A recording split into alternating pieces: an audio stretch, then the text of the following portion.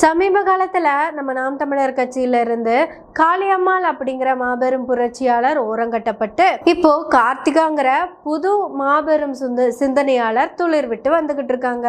இந்த மாபெரும் புரட்சியாளரோட முதல் புரட்சியை என்ன பண்ண போறாங்கன்னா, இப்ப இருக்கிற சீமான சிஎம்னு சொல்ல வைக்கிறது அவங்க வாழ்க்கையோட மிகப்பெரிய லட்சியம். அந்த லட்சியத்தை நோக்கிய அவங்க பயணம் அப்படிங்கிறது ரொம்ப சிறப்பாவே நடந்துகிட்டு இருக்குது. இப்போ அந்த லட்சியவாதியை கூப்பிட்டு தான் நம்ம 2 நிமிஷம் பேசலான்னு இருக்கோம்.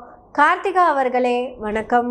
உங்க கட்சியில இருக்கிற எல்லாருமே சேர்ந்து சமீப காலத்துல ஒரு மீள்வாசிப்பை பயங்கரமா பண்ணி முடிச்சிருக்கீங்க.